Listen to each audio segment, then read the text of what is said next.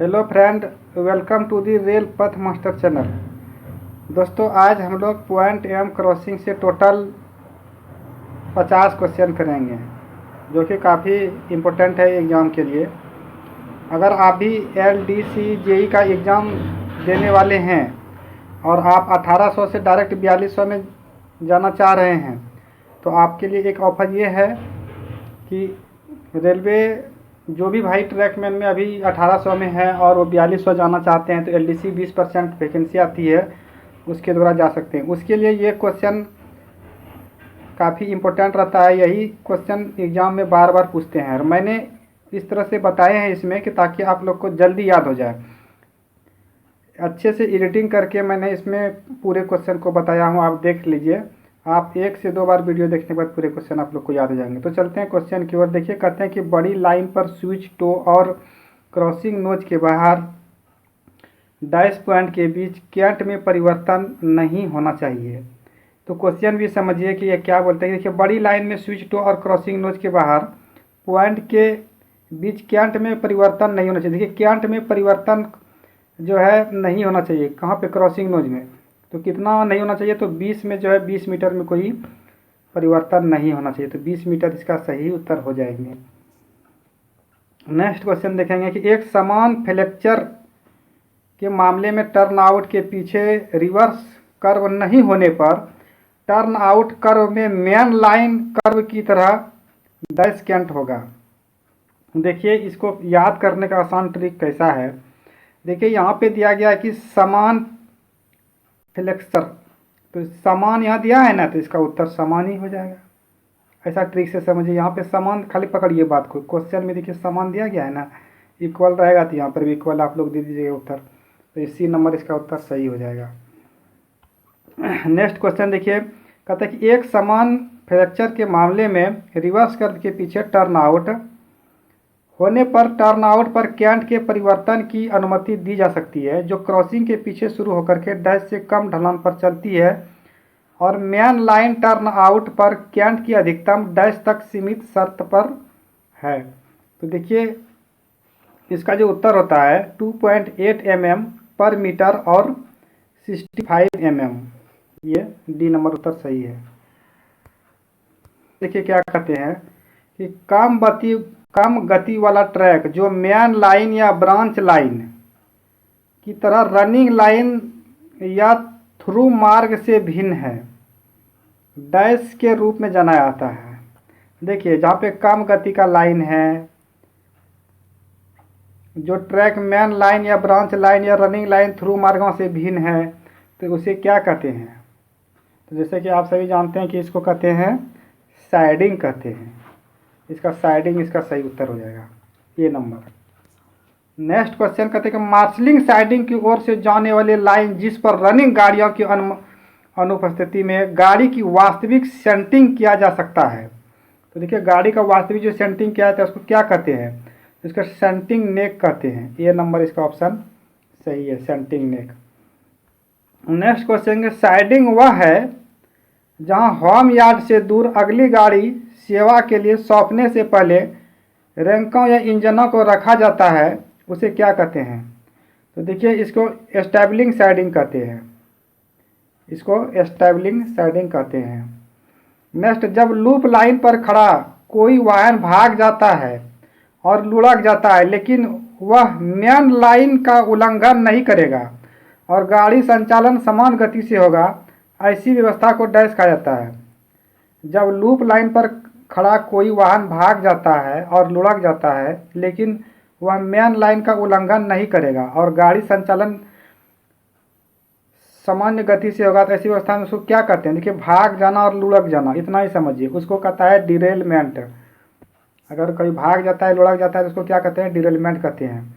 Sand hemp में rail स्तर से ऊपर बालू को बनाया रखा जाएगा। देखिए, सैंड हैम्प है ना, सैंड हैम्प जो होता है 65 mm लूज होते हैं। इसका बी नंबर उत्तर सही हो जाएंगे, 65 mm।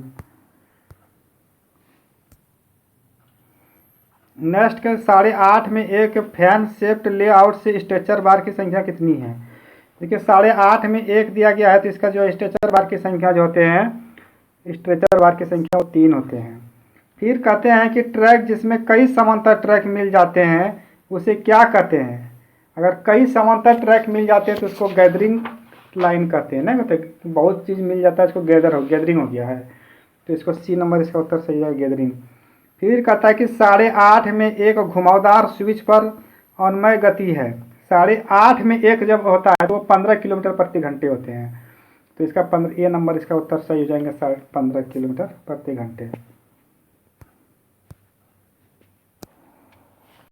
नेक्स्ट क्वेश्चन कहते हैं कि 12 में एक घुमावदार स्विच पर अनुमेय गति है। 12 में एक घुमावदार स्विच पर अनुमेय गति है। देखिए यहाँ पे 12 में एक पूछा गया है, तो 12 में एक जो होते हैं इसका उत्तर क्या होते हैं, तो 30 किलोमीटर प्रति घंटा इसका सही उत्तर होते हैं। ये सी नंबर इसका उत्तर सही हो जाएंगे। यहाँ पे सी लिखना भूल गया है, आप लोग याद रखिए 30 किलोमीटर प्रति घंटा, ये वाला उत्तर सही होगा। क्योंकि यहाँ के 12 में एक घुमावदार, अगर 15 में रहता है 8:30 में रहता है तो 15 होता है, लेकिन ये 12 में इसलिए 30 किलोमीटर प्रति घंटा होगा। नेक्स्ट क्वेश्चन कहते हैं कि पॉइंट और क्रॉसिंग की रिकंडीशनिंग के लिए आरडीएसओ द्वारा केवल डैश इलेक्ट्रोड को मंजूरी दी गई है। देखिए पॉइंट और क्रॉसिंग में कौन सा इलेक्ट्रोड प्रयोग किया जाता है, इतना सा याद रखिए, ये वाला और यहाँ पे जो ग्रीन किया हुआ है, इसलिए मैंने इसकी रेटिंग किया हूँ। पॉइंट और क्रॉसिंग में कौन सा इलेक्ट्रोड प्रयोग किया जाता है, तो ये किया जाते हैं H3 सीरीज प्रयोग किया जाता है, याद रखिएगा H3 सीरीज। डी नंबर इसका उत्तर सही हो जाएंगे।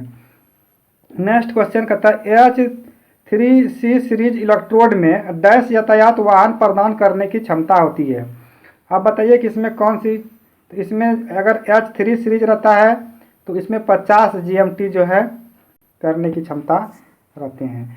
H3B होता है और H3C होता है। अगर H3C रहेगा तो 35 GMT होगा, लेकिन H3C है इसलिए इसमें 50 GMT है। कहता है कि पॉइंट और क्रॉसिंग रिकंडीशनिंग के दौरान पैकिंग खोलने के बाद इलेक्ट्रोड पैकिंग पूरी तरह से बरकरार होनी चाहिए और सभी इलेक्ट्रोड की खपत डैश में होनी चाहिए। पीसी रिकंडीशनिंग के दौरान पैकिंग खोलने के बाद इलेक्ट्रोड की पैकिंग पूरी तरह से बरकरार होनी चाहिए और सभी इलेक्ट्रोड को खपत डैश में होनी चाहिए।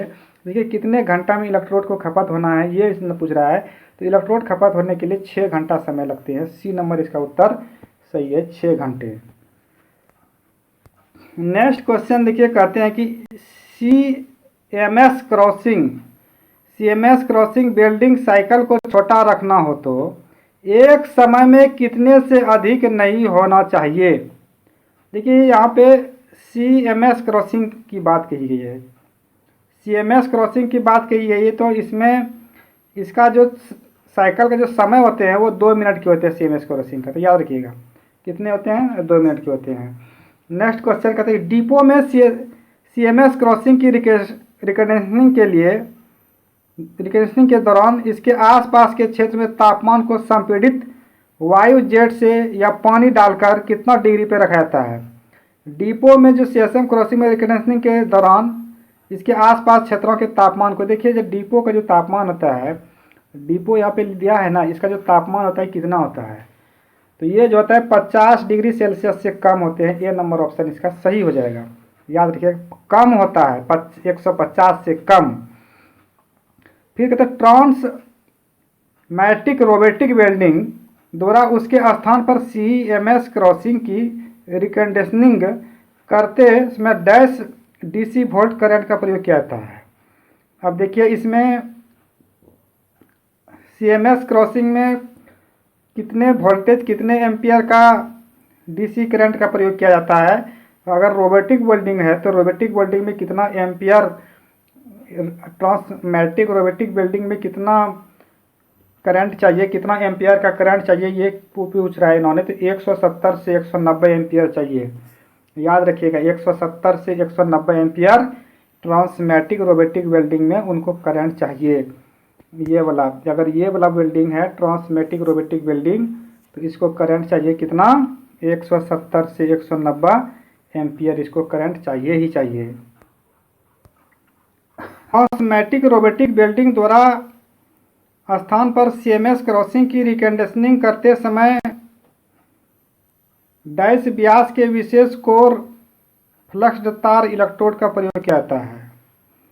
ट्रांसमेटिक रोबोटिक वेल्डिंग में कितने तार का जो व्यास होते हैं वो व्यास कितना होता है? अगर ट्रांसमेटिक रोबोटिक वेल्डिंग है तो ये इलेक्ट्रिक से होगा, लेकिन जब इलेक्ट्रिक से होगा तब इसमें जो तार चाहिए, तार से करते हैं, लेकिन वही तार का इन्होंने व्यास पूछ रहे को तार का व्यास कितना होते हैं, तो वो होते हैं 1.6 mm, 1.6 mm होते हैं। ये बहुत इंपॉर्टेंट क्वेश्चन है, ये याद रखिए आप लोग। नेक्स्ट क्वेश्चन देखिए, कहते हैं कि टंग रेल बियर के मामले में डैश स्थान पर मापा जाना है, हील की ओर हर डैश से शुरू करते हुए एक टो तक ऐसा करना है। देखिए टंग रेल बियर के मामले में यहाँ पे 7 होगा, 7 स्थान पर मापा जाता है और हील की ओर 100 से शुरू करते हुए एक टो तक ऐसा करना है। तो सी नंबर जो है इसका उत्तर सही हो जाएंगे, 7 और 100। नेक्स्ट क्वेश्चन कहता है एसआरजे मशीनीकृत जोड़ और हील जोड़ में डैश अंतराल होना चाहिए। देखिए यहाँ पे एसआरजे की बात कही गई है, तो एसआरजे में जो होते हैं वो शून्य होते हैं, ये डी नंबर इसका उत्तर सही है। नेक्स्ट क्वेश्चन कहते हैं कि बड़ी लाइन पीएससी टर्न आउट और एल क्रॉसिंग में चक्रेल के क्लियरेंस कितना होते हैं? तो देखिए यहाँ पे क्या पूछा गया है, लेवल क्रॉसिंग में चक्रेल क्लियरेंस पूछा गया है, तो 41 से 45 mm और 51 से 57 mm। देखिए यहाँ पे बड़ी लाइन पीएससी टर्न आउट का अगर रहेगा तो ये वाला चीज़ रहा कि पीएससी टर्न आउट का रहेगा तब 41 से 45 होगा। अगर लेवल क्रॉसिंग का बात रहेगा तो 51 से 57 रहेगा। इसमें 2 क्वेश्चन दिया गया, ये सिकंदराबाद में पूछा भी गया था। देखिए यहाँ पे बड़ी लाइन पीएससी टर्न आउट है, यहाँ पे लेवल क्रॉसिंग है।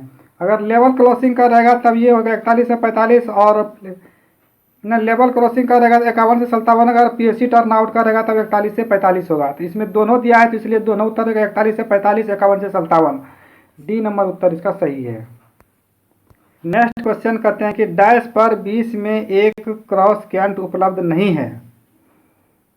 डैश पर 20 में एक क्रॉस कैंट उपलब्ध नहीं है, तो बताइए इसमें क्रॉस उपलब्ध नहीं है ये क्या है? ये हो जाएगा पॉइंट और क्रॉसिंग, यानी पॉइंट और क्रॉसिंग पर 20 में एक क्रॉस कैंट उपलब्ध नहीं होते हैं। तो इसमें क्या उत्तर हो जाएगा इसका? Point and crossing. Next question कहते हैं कि पीएससी स्लीपर में 52 पर 60 किलोग्राम घुमावदार स्विच वाला 8.5 में एक टर्नआउट पर अनुमेय गति कितना होगा? तो देखिए इसमें बताइए कि इसका अनुमेय गति कितना होगा। इसमें तो 15 किलोमीटर होगा प्रति घंटा, क्योंकि देखिए यहाँ ये चीज़ देखना है कि 8.5 में एक रहेगा तो कितना होगा? 15 किलोमीटर प्रति घंटा। बी नंबर उत्तर इसका सही हो जाएगा। नेक्स्ट क्वेश्चन है टंग रेल की सही कर्वता की जांच के लिए डैश पर निर्देशों को मापा जाता है। टंग रेल की सही कर्वता की जांच के लिए देखिए टंग रेल की सही कर्वता की जांच होती है वो टंग रेल के मध्य पॉइंट और क्वार्टर पॉइंट इसका सही उत्तर होते हैं।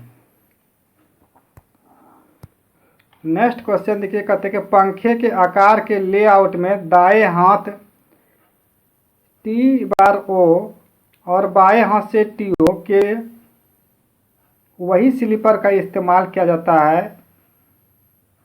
सकता है। इसके लिए इसका उत्तर कौन सा है? देखिए यह है स्लीपर के दाहिना छोर दाईं ओर रहना चाहिए। TP और दाएं हाथ का TO और TP TO होता है। यहाँ पे दाएं हाथ का TO और बाएं हाथ का TO, तो ये जो होता है क्यों दाईं ओर होता है। यहाँ पे देखिए छोर से दाईं ओर होता है। स्लीपर के दाहिना छोर दाईं ओर रहना चाहिए, ये उत्तर सही हो जाएगा। नेक्स्ट क्वेश्चन देखेंगे बड़ी लाइन पर स्विच डैश थ्रो की सिफारिश की जाती है। बड़ी लाइन पर स्विच की डैश थ्रो सिफारिश की जाती है, तो इसका जो उत्तर हो जाएगा ये हो जाएगा 115 mm। 115 mm हो जाएगा। एक चीज़ याद रखिएगा आप लोग कि जितने भी बोर्ड रहता है मैक्सिमम जो है वो लेफ्ट साइड ही रहता है। जैसे T/O है, यहाँ क्या है दाएं हाथ T/O और बाएं हाथ T/O, यानी दाएं बाएं कुछ भी है। यहाँ पे देखिए इस स्लीपर का दाहिनी छोर दायां ओर रहते हैं ये ज़्यादा इसका उत्तर है। उत्तर तो यही है, लेकिन अगर मैक्सिमम कहीं घुरा के भी क्वेश्चन पूछे तो यही उत्तर दीजिएगा आप लोग। नेक्स्ट क्वेश्चन कहते हैं कि स्विच के हील और हील के पीछे दूरी ब्लॉक गोलाकार वाशर होना चाहिए। नहीं, गोलाकार वाशर का प्रयोग कहाँ किया जाता है, ऐसा समझिए। अगर गोलाकार वाशर है तो इसका प्रयोग कहाँ किया जाता है, तो ये क्या आता है, देखिए ये नंबर इसका सही उत्तर हो जाएगा। टर्न आउट के बावजूद एलएच साइट, टर्न आउट के बावजूद एलएच साइट, इसका ए नंबर उत्तर सही हो जाएंगे।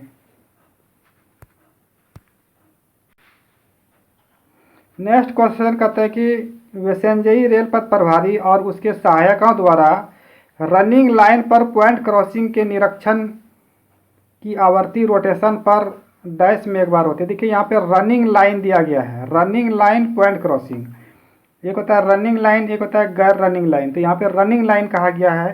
तो आप बताइए कि आप लोग रनिंग लाइन में इसका कितना उत्तर हो जाएगा। तो रनिंग लाइनिंग में जो होता है 3 महीने में एक बार होते हैं।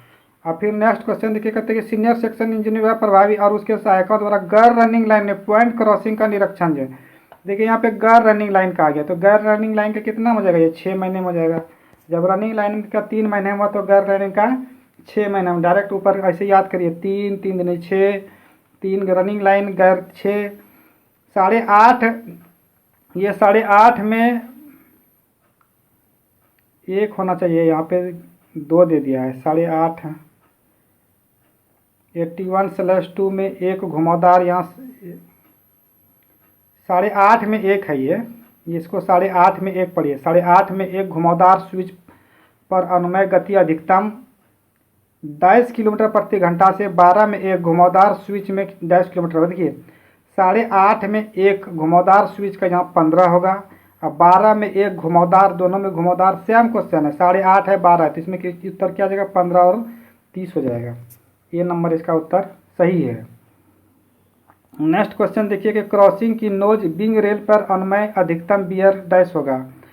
तो ये जो है बताइए इसका उत्तर क्या होगा। तो इसका डैश समय में होगा। क्रॉसिंग की नोज लिखा हुआ है, देखिए यहाँ पे ये चीज़ पे ज़्यादा ध्यान दीजिएगा। ये नोज जो होते हैं 10 mm होते हैं, ऐसा याद रखिए।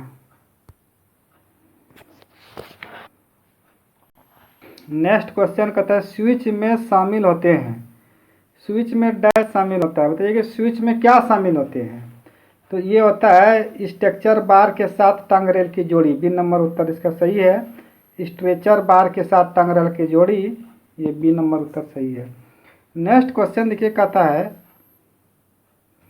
कि एक कर्व की त्रिज्या ज्ञात कीजिए जिसकी लंबाई एक कार्ड भरसाइन की गणना करते हुए इस समीकरण को कर्व की रेडियस निर्धारित की जाती है। देखिए कर्व का जो रेडियस होते हैं r बराबर 125 c²/v, ये इसके उत्तर होते हैं। नेक्स्ट क्वेश्चन, स्टेशन पर कर्व के भरसाइन को मापने के लिए, यहाँ पे देखिए स्टेशन पर कर्व की भरसाइन मापने के लिए यहाँ यही चीज़ सब ध्यान देना पड़ता है कि कर्व है या सीधा लाइन है, लेकिन यहाँ कर्व बोल रहे हैं। कर्व मापने के लिए डैश मीटर ओवरहॉल कार्ड के साथ डैश मीटर अंतराल के साथ उपयोग किया जाता है। तो इसमें जो उत्तर इसका हो जाएंगे, ये हो जाएंगे 20 और 10 इसका उत्तर हो जाएगा। ये नंबर सही है। फिर से देखिए क्वेश्चन कहता है कि एक कर्व की त्रिज्या ज्ञात कीजिए जिसकी लंबाई काट के भरसाइन की गणना करते हुए समीकरण के कर्व की रेडियस निर्धारित कीजिए। कर्व का रेडियस निर्धारित करने के लिए फार्मूला क्या होता है, r बराबर 125 c²/v होता है इसका उत्तर। नेक्स्ट क्वेश्चन देखिए, फिर कहते हैं स्टेशन पर कर्व की भरसाइन को मापने के लिए डैश मीटर ओवरलैपिंग कार्ड का डैश मीटर के अंतराल पर उपयोग किया जाता है। तो इसका जो होता है स्टेशन पर कर्व का भरसाइन मापने के लिए उसका जो कार्ड की लंबाई होता है 20 होता है, और ओवरलैपिंग कार्ड की जो लंबाई होती है मीटर में होता है वो 10 होते हैं। तो 20 और 10 इसका सही उत्तर हो जाएंगे। नेक्स्ट क्वेश्चन कहते हैं स्टेशन पर कर्व की भरसाइन मापने के लिए डैश मीटर ओवरलैपिंग कार्ड के टर्न आउट तथा टर्न इन रेडियस की जांच के लिए हर मीटर पर मापे जाते हैं। देखिए यहाँ पे क्या है, वहाँ पे अलग चीज़ था, यहाँ पे अलग चीज़ है। यहाँ पे क्या है, टर्न आउट तथा टर्न इन है। ये क्वेश्चन सिकंदराबाद में पूछे गए थे 2022 में। तो देखिए ये इसका उत्तर जो होगा 6 और 3 होगा, क्योंकि यहाँ पे ये चीज़ आप लोग को याद रखना, हम घेर भी दिए हैं ताकि इम्पोर्टेंट है। टर्न आउट और टर्न इन जहाँ रहेगा वहाँ पे 6 और 3 आप लोग उत्तर दीजिएगा, ये वाला उत्तर सही होएगा। फिर कहता है घुमावदार ट्रैक में एक रेल को दूसरी रेल के संदर्भ में जब उठाया था उसे क्या कहते हैं? घुमावदार है और एक रेल को दूसरी रेल के संदर्भ में अगर उसको उठाते हैं तो उसको क्या कहते हैं? तो उसको कहते हैं कैंट कहते हैं उसको। सी नंबर इसका उत्तर सही हो जाएंगे, कैंट। ये नेक्स्ट क्वेश्चन क्या कहते हैं कि घुमावदार ट्रैक के चाप से कार्ड के मध्य पॉइंट पर मापी गई लंबवत दूरी को क्या कहते हैं? देखिए यहाँ पे ये चीज़ याद रखना पड़ेगा, चाप जहाँ पे चाप आपको दिखे, अगर इस तरह का क्वेश्चन रहे तो अगर पूरा क्वेश्चन समझ में नहीं आता है तो चाप जहाँ पे रहेगा वहाँ पे भरसाइन उत्तर मार दीजिएगा, ये भरसाइन उत्तर सही हो जाएगा। फिर कहते हैं ऊर्ध्वाधर तल में गोलाकार कर्व को डैश कहा जाता है। तो देखिए ऊर्ध्वाधर तल में गोलाकार कर्व को क्या कहते हैं? तो ऊर्ध्वाधर तल में गोलाकार को क्या कहते हैं? देखिए यहाँ पे ऊर्ध्वाधर है, यहाँ पे कर्व है। देखिए यहाँ पे क्या है? ऊर्ध्वाधर है, यहाँ पे ऊर्ध्वाधर है और यहाँ पे क्या है? कर्व है। तो इसका उत्तर क्या आ जाएगा? ऊर्ध्वाधर और कर्व हो जाएगा। तो बी नंबर इसका उत्तर सही हो जाएंगे, ऊर्ध्वाधर और कर्व। ऐसे भी याद रखिए आप। नेक्स्ट क्वेश्चन, यहाँ पे देखिए ऊर्ध्वाधर है, यहाँ पे कर्व है, तो ऊर्ध्वाधर कर्व दोनों को जोड़ दीजिए तो ऊर्ध्वाधर कर्व होगी, इसका उत्तर हो गया। गाड़ी संतुलन गति से अधिक गति, अगर अधिक रहेगा तो कम उत्तर दीजिएगा। देखिए यहाँ पे गाड़ी संतुलन गति से अधिक गति पर कर्व के चारों ओर घूमने से क्या होता है? तो कैंट की कमी होती है। तो इसका कैंट की कमी, इसको याद रखिएगा, इससे क्या होता है? कैंट की कमी होता है।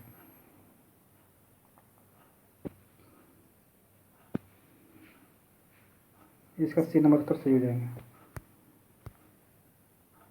नेक्स्ट क्वेश्चन देखिए क्या कहते हैं, गाड़ी संतुलन गति से कम गति पर कर्व के चारों ओर घूमने से क्या होता है? कम है तो अधिक हो जाएगा। देखिए वहाँ अधिक था तो कम, कैंट के कमी हुआ ना, यहाँ पे क्या है? यहाँ पे कम गति है तो कैंट की अधिकता हो जाएगा, उल्टा मारिएगा उत्तर। कम है तो ज़्यादा, ज़्यादा है तो कम। फिर कहते हैं ज्ञात लंबाई से संक्रमण पर डैश द्वारा कैंट को बढ़ाया घटाया जाता है। ज्ञात लंबाई के संक्रमण में डैश द्वारा कैंट को बढ़ाया घटाया जाता है। बताइए इसको क्या होता है? इसको उत्तर ये हो जाएगा, कैंट ग्रेडियंट द्वारा जो है घटाया और बढ़ाया जाता है। लंबाई को घटाया और जो बढ़ाया जाता है वो कैंट ग्रेडियंट के द्वारा।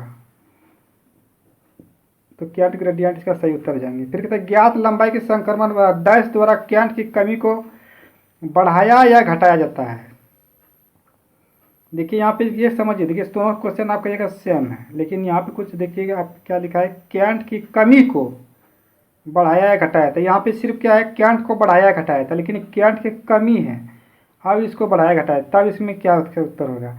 इसका कैंट की कमी परिवर्तन दर होगा। यहाँ पे जो उत्तर दिया गया है यही वाला पकड़ के आप लोग उत्तर समझ जाइएगा, तो इसका यही उत्तर हो जाएगा, ए नंबर, कैंट की कमी ग्रेडियंट। चलिए नेक्स्ट क्वेश्चन की ओर। नेक्स्ट क्वेश्चन कहता है घुमावदार ट्रैक पर चलते समय वाहन पर कार्य करने वाले बाहरी बल को कहा जाता है। बाहरी बल को क्या कहते हैं? देखिए बाहरी बल को क्या कहते हैं? सेंट्रीफ्यूगल बल कहते हैं। सी नंबर उत्तर सही हो जाएंगे, सेंट्रीफ्यूगल बल। कहते घुमावदार ट्रैक पर वाहन करने के संचलन के दौरान जिस गति पर सेंट्रीफ्यूगल बल विकसित होता है और उपलब्ध कैंट द्वारा बिल्कुल संतुलित होता है उसे डैश कहा जाता है। तो देखिए इसको जो कहते हैं ये होता है संतुलन गति होता है, ये डी नंबर इसका उत्तर सही हो जाएगा, संतुलन गति। फिर नेक्स्ट क्वेश्चन कहते हैं कर्वेचर की त्रिज्या वास्तविक कैंट की कमी और कैंट की अधिकता और संक्रमण कर की लंबाई को ध्यान में रखते हुए कर के अनुमेय उच्च गति कितना होता है? तो कर्व की अधिकतम अनुमेय गति इनको बोले जाते हैं। देखिए कर्वेचर की त्रिज्या वास्तविक कैंट की कमी, कैंट की अधिकता और संक्रमण कर की लंबाई को ध्यान में रखते हुए कर की अनुमेय उच्च गति। अगर देखिए यहाँ पे इस तरह का बात कहे, यहाँ पे देखिए कैंट की कमी एक जगह है। देखिए याद करने का ट्रिक हम बता रहे हैं, ऐसा कुछ है नहीं, ठीक ना। तो देखिए यहाँ पे एक ही दिया है कि अनुमेय उच्च गति, एक बार उच्च यहाँ पे आया यानी अधिक आया, और फिर यहाँ पे देखिए कैंट की अधिकतम आ गया, तो ज़्यादा अधिकतम ही आ रहा है, तो कर्व की अधिकतम अनुमेय गति, ऐसे इसको ट्रिक से याद कर लीजिए आप लोग। ज़्यादा अधिकतम उच्च ऐसे आ रहा है तो इसका अधिकतम ही उत्तर हो जाएगा बोल के समझ लीजिए। फिर कहता है संक्रमण कर्व से गुजरने वाला वाहन की अधिकतम अनुमेय गति जिस दर से कैंट को प्रति सेकंड बढ़ाया या घटाया जाता है उसे क्या कहते हैं? तो प्रति सेकंड कैंट को अगर बढ़ाया या घटाया जाता है तो उसे कहते हैं कैंट की परिवर्तन दर कहते हैं। अगर प्रति सेकंड कैंट को घटाया या बढ़ाया जाता है, सेकंड की बात होते हैं, तो यहाँ पे कैंट की परिवर्तन दर इसको कहते हैं। बी नंबर इसका उत्तर सही हो जाएंगे। नेक्स्ट क्वेश्चन देखिए, संक्रमण कर्व से गुजरने वाला वाहन की अधिकतम अनुमेय गति जिस दर पर कैंट की कमी को प्रति सेकंड बढ़ाया या घटाया जाता है, तो उसको प्रति सेकंड घटाया या बढ़ाया जाता है उसे क्या कहते हैं? तो उसको कहते हैं कैंट की परिवर्तन दर कहते हैं। सी नंबर इसका उत्तर सही हो जाएगा, कैंट की परिवर्तन दर। नेक्स्ट क्वेश्चन कहता है कि ग्रुप ए, बी और सी मार्गों पर अनुमेय अधिकतम कैंट कितना होता है?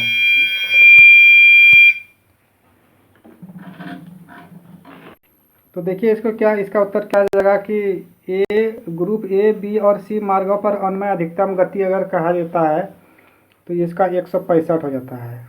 सी नंबर उत्तर सही है। भी आई इंपॉर्टेंट क्वेश्चन है ये। फिर कहता है ग्रुप डी और ई मार्गों पर अनुमेय गति अधिकतम कैंट डैश एम होता है। यहाँ पे क्या है, डी और ई है, तो डी ई का कितना हो जाएगा? तो 140 हो जाएगा। बस यही। देखिए आज टोटल हम लोग कितना क्वेश्चन किए? 50 क्वेश्चन किए। दोस्तों अगर आपको हमारे वीडियो, हमारी मेहनत पसंद आते हैं तो कृपया हमारे चैनल को सब्सक्राइब कीजिए। इस तरह की वीडियो हम रोज़ डेली अपलोड करते हैं। और इसके बाद हम लोग जो है और अच्छे अच्छे क्वेश्चन भी कराएंगे, मैनुअल के भी ऑब्जेक्टिव कराएंगे पहले ये सब होने के बाद। तो प्लीज़ हमारे चैनल को सब्सक्राइब नहीं किए तो आप सब्सक्राइब कर लीजिए। Thanks for watching.